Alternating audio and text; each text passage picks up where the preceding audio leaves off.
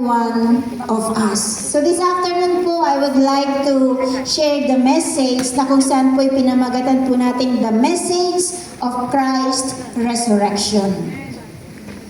So ang ating pong text ay nabasa na po natin kanina, Luke chapter 24, beginning verse 1 up to 12. So the message of Christ Resurrection. Ulitin ko po, the resurrection of Jesus Christ happened for a reason. It is not just a historical event. It has a message or it conveys a message. So ano po ang message ng resurrection ng Panginoong Yesus? Number one, tatlong bagay lang po ang gusto kong iwanan sa inyo. To the living, number one, death is not final. Pangalawa po, to the suffering humanity, life is not futile. Pangatlo po, to the Christian believers, share the good news. So reading ko po, number one, to the living, this is the message of Christ's resurrection. Number one, to the living, death is not final.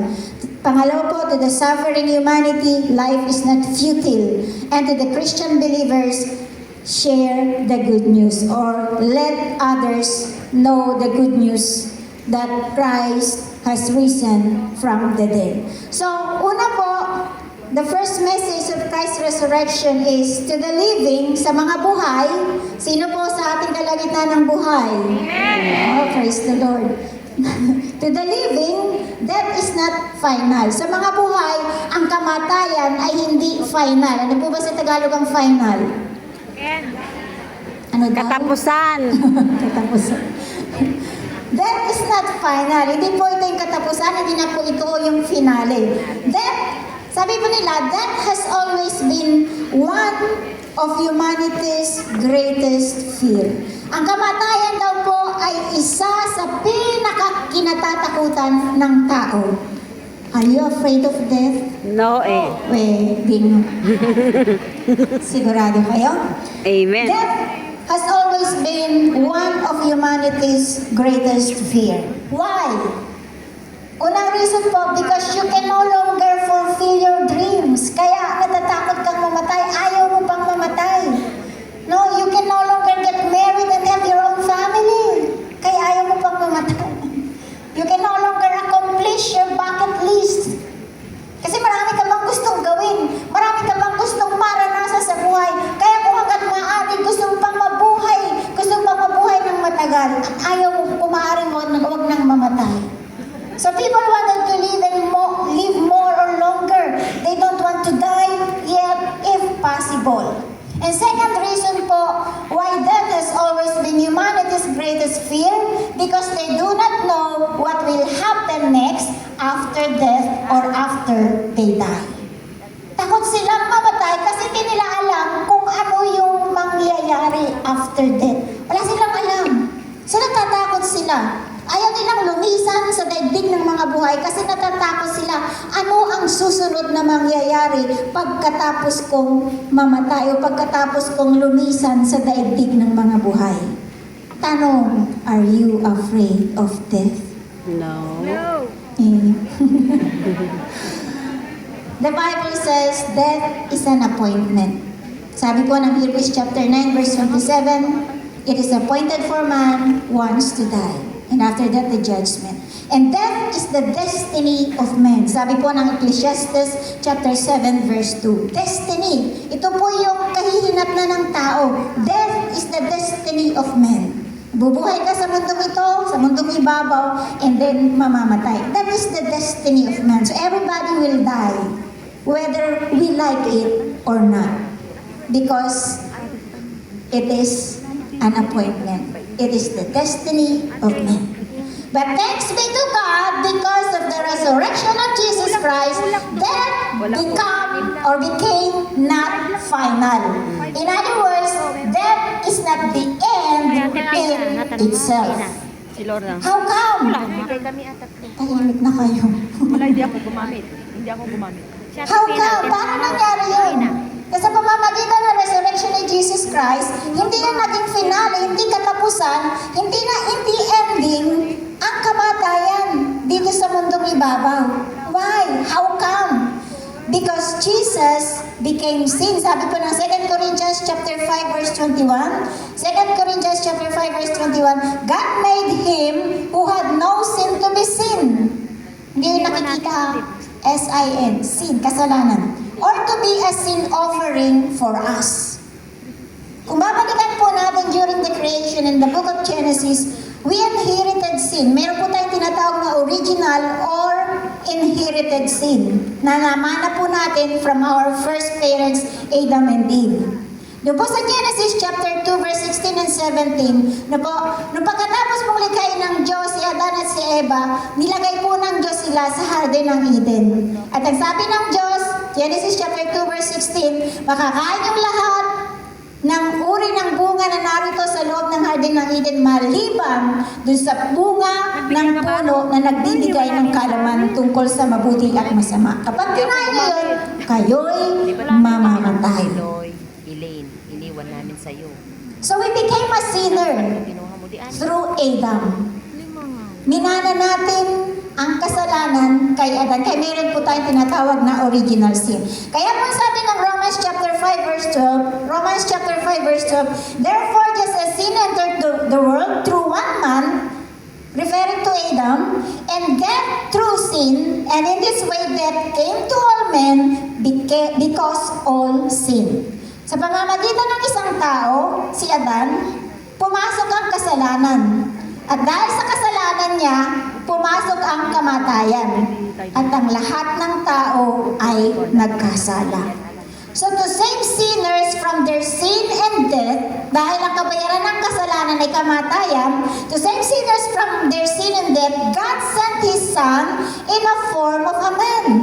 Nasusunod niyo po ba? Amen. God sent His Son in a form of a man, a sinner. So si Jesus Christ, who is the Word of God from the beginning, according to John chapter 1 verse 1, ang sabi po doon, in the beginning was the Word was with God, and the Word was God. Ang sabi po ng verse 14 in John chapter 1, and the Word became flesh and dwelt among us. So sa simula may naroon ng salita, tinutukoy pa ang Panginoong Hesus. Kasama ng Diyos ang salita at ang salita ay Diyos. At ang salita ay nagkatawang tao, sabi po ng John chapter 1 verse 14. At ang verbo ay nagkatawang tao na katulad ninyo at katulad ko na isang makasalanan. At sabi po ng 1 Peter chapter 2 verse 24, sabi po doon, He Himself bore our sins. He personally carried our sins in His body on the cross so that we can be dead to sin. So si Jesus Christ po, nasalita, nakasama ng Diyos from the very beginning, na nagkatawang tao, He personally carried our sin in His body on the cross. Sino po sa inyo ang nakaranas na mag-offer na magbitbit ng nakita mo na may bitbit na mabigat? Ikaw ba? Sabi, ako na lang magdadala. So, ganun din po yung ginawa ng Panginoon sa atin pong mga kasalanan. Inako na niya.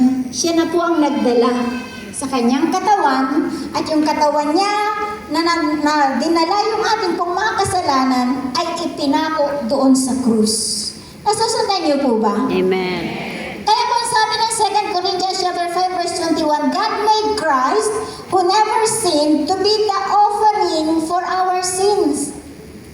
For our sake, God made Him to be sin.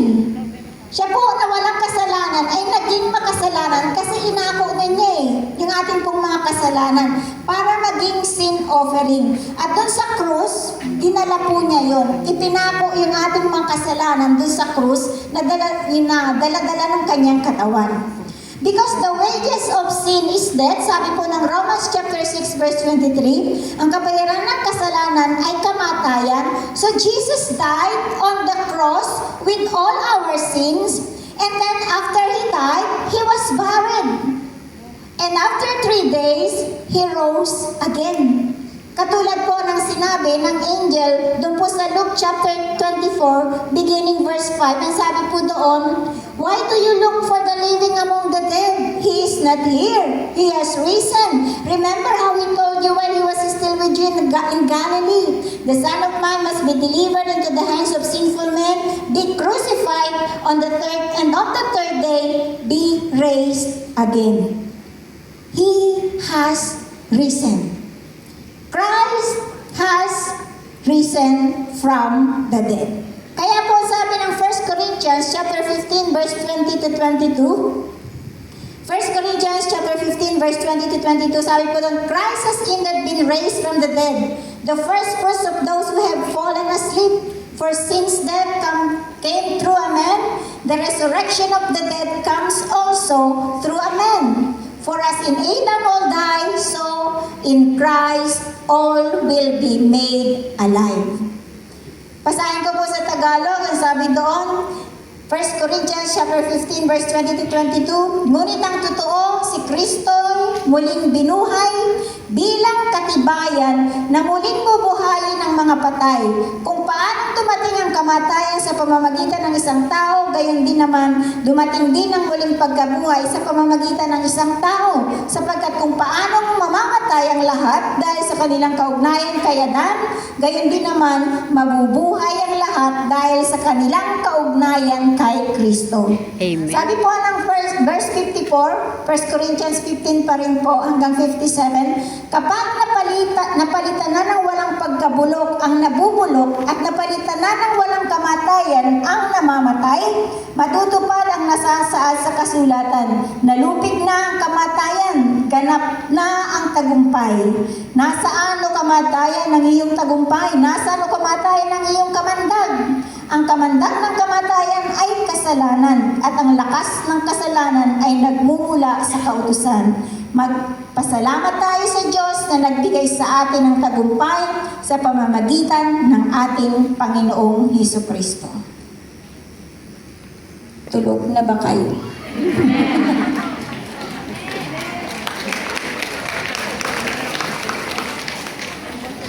Death has always been one of humanity's greatest fear.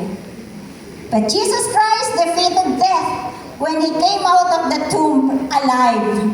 And He alone has solved the issue of death. So death has been defeated. Alam niyo po, the Bible teaches that when Jesus rose from the dead, that was the receipt. Alam niyo po ba yung receipt? Resibo. Marami kami niyan. So the Bible teaches that when Jesus rose from the dead, that was the receipt, the evidence, the proof on the debt that was paid. So you don't have to walk around all of your life feeling guilty because your sin has forgiven. Amen. So in other words po pala, ang resurrection ni Jesus Christ ay resibo, proof, evidence na tayo po ay tinatawad, tinubos na tayo po ay napatawad na sa ating pong mga kasalanan. Amen. Kaya sabi po sa Amplified Version ng Colossians chapter 1 verse 14, Colossians chapter 1 verse 14, in whom we have redemption because of His sacrifice, resulting in the forgiveness of our sins and the cancellation of sins penalty. Sabi po sa God's Word translation ng Colossians chapter 1 verse 14, His Son, referring to Jesus Christ, paid the price to free us, which means that our sins are forgiven. Naalala ko po yung isang old hymn, ang sabi doon, He paid the debt He did not owe. I owed the debt I could not pay.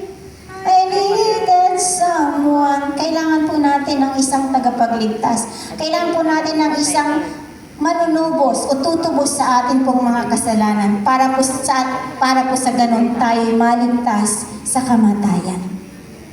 Amen? Amen. So again, the resurrection of Christ from the dead was the receipt, the proof, the evidence, the reminder on the debt that was paid. So you don't have to walk around all of your life feeling guilty. Your sin has been forgiven. Your sin in the past, your sin sa kasalukuyan, and your sin na gagawin mo pa But if you will deliberately sin, sasadyain mong magkasala, that is a different story. No po? But Jesus Christ died for our sin. Sin in the past, sin in the present, and sin in the future. So, amen. Sige po, palampakan natin ang ating pong Panginoon. So, if you put your trust in Jesus Christ, He will set you free from guilt and remorse that fills your heart with agony and despair. Kaya naalala ko po yung sinabi ng Panginoon kay Martha, at sinasabi rin po sa atin sa John chapter 11 verse 25 to 26. John chapter 11 verse 25 to 26. Ang sabi po niya doon, Jesus said to Martha, I am the resurrection and the life. He who believes in me will live even though he dies. Ang lalim, ano? Hindi maarok. I am the resurrection and the life. He who believes in me will live even though he dies. And whoever lives and believes in me will never die. Do you believe in this? Amen. Well, sigurado kayo. Amen. Sabi ko sa Tagalog, ako ang muling pagkabuhay at ang buhay. Ang nananalig sa akin, kahit mamatay, ay muling mabubuhay. At sino mang nabubuhay at nananalig sa akin ay hindi mamamatay kailanman. Ano pong ibig sabihin nito? Death is not final. It is the beginning of another life in eternity. Death is the translation of soul and spirit from the land of the living to eternity o tinatawag po na everlasting. Kapag ang isa pong tao ay namatay, umalis na dito sa daigdig ng mga buhay, yung kanya pong spirit kaluluwa ay magta-translate, lilipat sa daigdig ng pangwalang hanggan. Ang tanong, where is your soul and spirit gonna spend in eternity? Sa Bible po, dalawa lang palagi ang sinasambit. Langit o impyerno? Diyos o si Satanas? Alin ang pipiliin nyo? O saan ang pipiliin nyo? In the Bible, in the canonized Bible, wala po kayong makikitang lugar na purgatorio na pagdadalhan o pupuntahan ng isang kaluluwa na lumisan sa daigdig ng mga buhay. Dalawa lang po ang pwedeng destinasyon ng ating pong spirit and soul. Either heaven or in hell. Nandiyan pa po ba kayo? Amen. So that is not final. It is the beginning of another life in eternity. That is the translation of soul and spirit from the land of the living to eternity or to the everlasting. Dahil sabi po ng Ecclesiastes chapter 12 verse 7, pag namatay isang tao, babalik sa Diyos yung kanyang espiritu. Ecclesiastes chapter 12 verse 7. So when we die, our body will return to the ground to become a dust in the process of decomposition, but our spirit will return to God who gave it. Now the question is again, when you die, kamatayan agad, ano? When you die, where are you going to spend your eternity? Is it in heaven or is it in hell? Do not be deceived, mga kapatid. Sabi po ng Matthew chapter 7 verse 21 to 23, hindi lahat ng tumatawag sa akin, Panginoon, Panginoon, ay papasok sa kaharian ng langit. Hindi yaon lamang gumagawa, sumusunod sa kalooban ng aking amang nasa langit. And do not misplace your trust, your faith in religion. Yes, it's good to have religion because it informs you about God. But religion cannot save you. It is a relationship with the Son of God. So put your trust, your faith in the Son of God, Jesus Christ, who paid the price, His very own blood, to redeem you from sin and set you free. Then sabi po ng Panginoong Jesus, I am the way, the truth, and the life. No one can go to the Father except by me. Jesus said in John chapter 14 verse 6. And there is no other name under heaven that man can be saved, only in the name of Jesus, the Son of God. Again, sabi po ng Panginoon, John chapter 11, verse 25 to 26, Jesus said, I am the resurrection and the life. He who believes in me will live even though he dies. So kapag nananampalataya ang isang tao kay Jesus, mamatay man siya physically, siya po yung mabubuhay. Sapagkat napagtagumpayan na ng Panginoon. Nasusundan niyo po? At sino mang nabubuhay na nananampalataya, ay hindi rin daw po siya mamamatay. Ito po sinasabi ng John chapter 11 verse 25 to 26, sabi po ng Panginoon. So to that believers, physical death is not final. It means an eternal, everlasting life with God in heaven. Pagkatapos po niyang lumisan dito sa daigdig ng mga buhay. So death for the believers, for the Christian believers, it is another life. It is a translation of your life, of your soul and spirit in eternity, in heaven. Now, when the Christian died, he or she will be resurrected at the sound of the trumpet when Jesus returned. Ano po, kapag namatay ka na, o kapag namatay na tayo, kapag tumunog ang trumpeta ng Diyos, tayo po'y mabubuhay na muli. Yung tinatawag po na resurrected body. Pero yun po'y magaganap sa second coming of the Lord Jesus Christ. And we will have a body like Jesus has nung siya po ay nabuhay na maguli. Now, in funeral, sino po sa inyong nakaranas na o nakasaksi na ng isang funeral or memorial service? Amen. In funeral or memorial service of a Christian loved ones and or friends, it is filled with sadness. It's human reaction. It's a natural human reaction. Malungkot, di po ba? Di ba kayo nalungkot? So, it is filled with sadness because you're gonna miss them. Di mo na sila makakasama. Kaya may lungkot, di po ba? Umiiyak tayo. We cry. We feel sad. It is filled with sadness, but not filled with despair because you know where they are going. Magkaiba po yung sad sa despair. Desperado ka kasi di mo alam kung anong mangyayari sa kanya. But, kung ating ang loved ones, ang ating kaibigan, ay na kay Kristo na, we know kung saan sila pupunta sa piling ng Diyos. So to the unbelievers naman po, who died in their sins, without repenting and turning to God, death is eternal separation from God.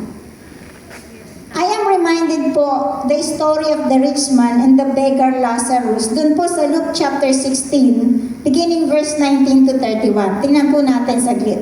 Luke chapter 16, verse 19 to 31. Okay, let me read po. Luke chapter 16, verse 19 to 31. Ang sabi po dito, there was a rich man who was dressed in purple and fine linen and lived in luxury every day. At his gate was laid a beggar named Lazarus, covered with sores and longing to eat what fell from the rich man's table. Even the dogs came and licked his sores. The time came when the beggar died, and the angels carried him to Abraham's side. The rich man also died and was buried in hell, where he was in torment. He looked up and saw Abraham far away, with Lazarus by his side. So he called him, Father Abraham, have pity on me and send Lazarus to dip the tip of his finger in water and cool my tongue, because I am in agony in this fire. But Abraham replied, Son, remember that in your lifetime you received your good things, while Lazarus received bad things. But now he is comforted here, and you are in agony. And besides all this, between us and you, a great chasm has been fixed, so that those who want to go from here to you cannot, nor can anyone cross over from there to us. Verse 27, he answered, Then I beg you, Father, send Lazarus to my father's house, for I have 5 brothers. Let him warn them, so that they will not also come to this place of torment. Abraham replied, They have Moses and the prophets. Let them listen to them. No, Father Abraham, he said, but if someone from the dead goes to them, they will repent. Verse 31, he said to him, If they do not listen to Moses and the prophets, they will not be convinced even if someone rises from the dead. Someone said, today, many in hell are now believers of the Son of God, Jesus Christ. Sabi po, sa panahon daw po ngayon, sa impyerno, marami na ang mga mananampalataya ni Jesus Christ. But it's too late. They cannot return to the land of the living para po tanggapin si Jesus bilang Panginoon at sarili nilang tagapagligtas. Naalala ko rin po yung sinabi ng 1 Corinthians chapter 6 verse 2. 1 Corinthians chapter 6 verse 2. In the time of my favor, I heard you, and in the day of salvation, I helped you. Yet many people ignored, despised God to the extent of mocking Him. Today, as you heard this message, God set before you life and death, heaven or hell. The choice, the decision is yours. But again, the Word of God reminds you and me. 2 Corinthians chapter 6 verse 2. In the time of my favor, I heard you. Nasa time pa po tayo ng pabor ng Diyos habang naririto pa po tayo sa lupa, dito sa mundong ibabaw. And in the day of salvation, I help you. I tell you, now is the time of God's favor. Now is the day of salvation. Tomorrow might be too late. The choice is yours. Pangalawa po, punta po tayo sa pangalawa, the message of Christ's resurrection. To the suffering humanity, life is not futile. Pag sinabi pong futile, it means pointless, useless, unproductive, ano pa? Diba, parang walang pag-asa. Diba, parang hopeless ang buhay. But the message of Christ's resurrection to the suffering people, to the suffering humanity, whether Christians or non-Christians, life is not futile because there is a receipt of resurrection. Now, suffering is one of the most difficult issues in life. It is difficult to endure and it's difficult to understand.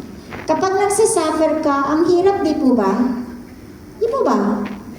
Yung nakaupo nga kayo dyan nagsasuffer na kayo, di ba? It is difficult to endure and it is difficult to understand. At some point, everyone is touched by suffering. Sino po sa inyo ang hindi dumaranas ng suffering? But here's the good news. When Jesus came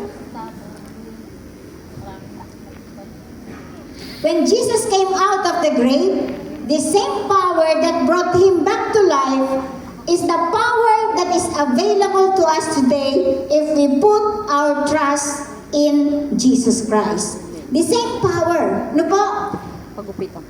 Sabi nga po ng Romans chapter 8 verse 11, sabi po sa Christian Standard Bible, Romans chapter 8 verse 11, and if the spirit of him who raised Jesus from the dead lives in you, then he who raised Christ from the dead will also bring your mortal bodies to life through his spirit who lives in you. Now take note po yung he will also bring your mortal bodies, sa King James translation po, quicken your mortal bodies. Alam niyo po, kapag ito pong mortal bodies na ito ay nagkasakit o mahina, apektado ang lahat ng area ng buhay natin. Amen? Kaya pag may sakit ka, kailangan mo ng pera. Sana apektado, financial area ng iyong buhay. Ano pa po? Emotional. Kasi walang nag-aasikaso sa'yo. Paano na? At diba? And then mental. Tatakot ka. Baka ito na yung huling... Di ba ba? Apektado ang lahat ng bagay. Di po ba? Kaya sabi dito, in Romans chapter 8 verse 11, and if the spirit of him who raised Jesus from the dead lives in you, then he who raised Christ from the dead will also bring your mortal bodies to life through his spirit who lives in you. So, makikita po natin, no? na kapag yung ating itong mortal bodies, itong katawan na ito mahina, so kailangan i-quicken, kailangan palakasin. And we need that power that raised Jesus from the dead, and that is the Holy Spirit. Amen po ba? Nasusundan niyo po ba o hindi? Kaano? How many of you know we have a lot of problems in our life? Sino walang problema? Di po ba? As long as we are in this earth, we will have tribulation. We have problems. We will experience suffering. Diba? We will have problem if we will misplace our trust. Trust in God and Him alone. So, mga kapatid, whatever is futile, whatever is pointless, whatever is you think is useless, or whatever you think is dead in some area or lifeless in some area of your life, we need the same power that raised Jesus from the dead to quicken. In other words, to activate, to stimulate, to waken, to rouse, to strengthen in whatever area of our life. Ang tanong, are you suffering now? Or are you in suffering now? Do you feel there's some area of your life that is feeling parang patay, parang futile, parang lifeless, parang useless? You need the power of the Holy Spirit. The same power that raised Jesus from the dead. It will quicken that dead part of your Amen. life. In the name of Jesus Christ of Nazareth. Pangatlo po in the last, at tapos na po tayo. The man. The person who will share the The message of Christ's resurrection to the Christian believers. God calls to let the world know the good news of salvation. That Jesus died, that Jesus was buried, that Jesus was risen from the dead. Last week po, may isa pong Pilipina na nag-islas ng kanyang pulso sa Discovery Bay. Oh. Sabi ko, okay, parang nagigilty ako kasi merong JIL Church sa Discovery Bay. Of course, hindi lang JIL Church, meron din pong ibang Christian church. Eh sabi ko, hindi ba ito naabot ng gospel? Di po ba? So one of the messages of Christ's resurrection is to let the people know. Kumbaga po, dalhin natin, ilapit natin sila sa Diyos because we do not know what's going on in their life. Di po ba? Nasusunan niyo po ba? They do not know na may magagawa ang Diyos. Na ang imposible sa tao na parang wala ng pag-asa, ay merong posible at may pag-asa pa sa Diyos. Because Christ was resurrected for us to have life. Amen. Amen? Amen. Kaya sabi ng Panginoon, I came to give life and have it to the full.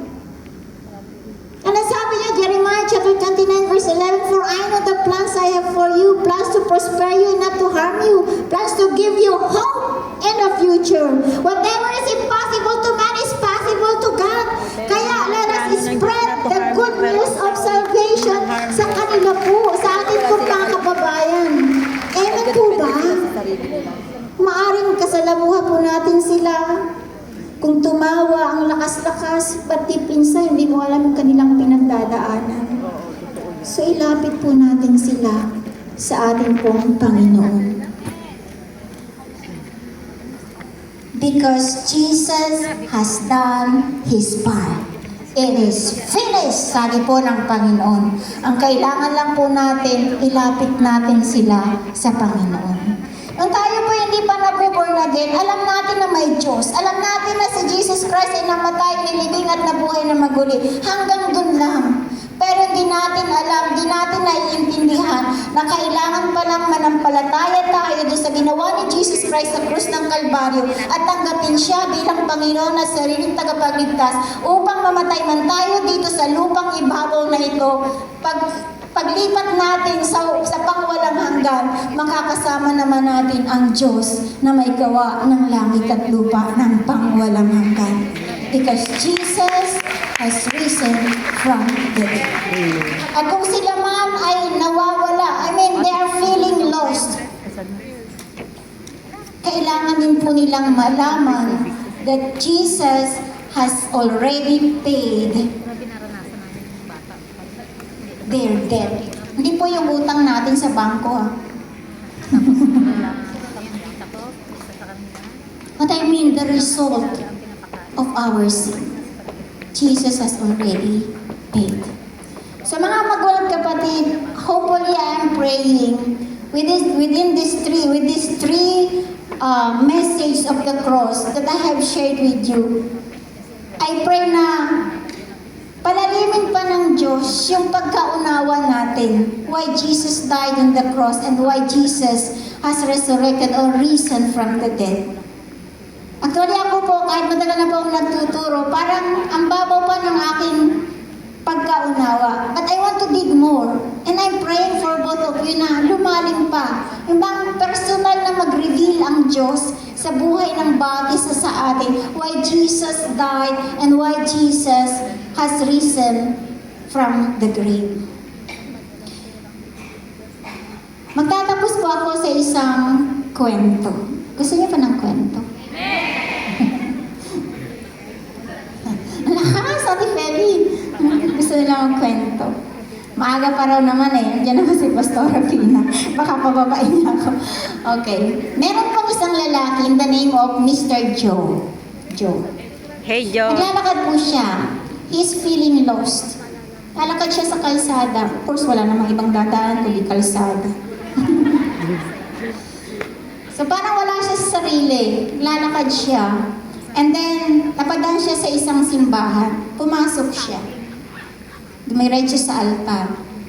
And then, sa kanyang nararamdaman, he's feeling lost. Siguro mabigat yung dinadala. Ano po? Di niya alam kung paano manalangin. Di rin niya alam kung ano yung sasambitin. So, ang ginawa na lang niya, tinanggal niya yung kanyang sombrero, nilagay niya sa kanyang dibdib, at sabi niya, Hello, Jesus, this is Joe. 3 beses niya pong ginawa. Hello, Jesus, this is Joe. Hello, Jesus, this is Joe. And then, nilagay rin niya yung kanyang sombrero, then lumabas na ng simbahan. Then suddenly, black. Na-hit and run po siya ng isang 8-wheeler truck. Alam niyo po ang nangyari? 24 hours round the clock, ginagamot po siya ng mga doktor. Anong po siya yung nagising? Hindi siya namatay. Naalala po niya, na-encounter niya ang Panginoong Jesus. Hindi ba po tapos? At ang sabi daw po sa kanya ng Panginoon, Hello, Joe, this is Jesus. 3 times din.